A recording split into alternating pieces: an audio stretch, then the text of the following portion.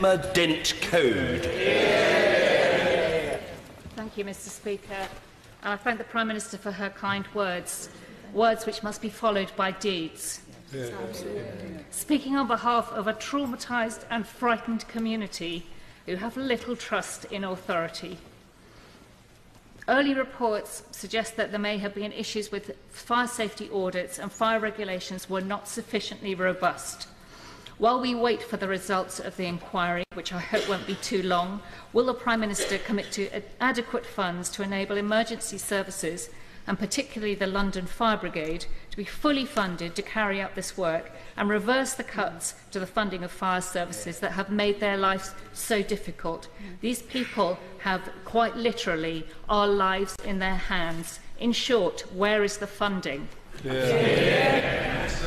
Well, when I spoke to the emergency services immediately, obviously my first visit to Kensington, one of the challenges I gave to them was, did they have the resources they needed to be able to do the job that they were doing? And they assured me that they did. Obviously, the question of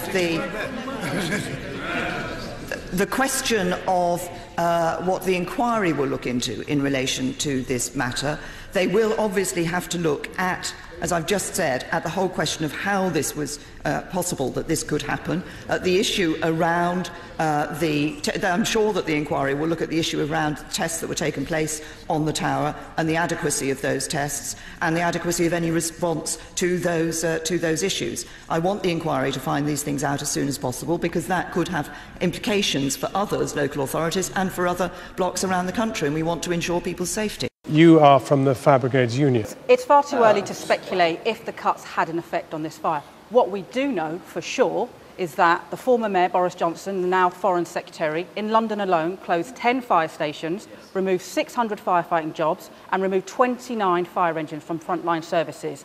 Now, are you telling me that in the early hours of Wednesday morning, if those extra firefighters, those extra fire stations and fire engines wouldn't have had an effect and be able to save more people? I'm not going to answer that. I'm going to let your viewers.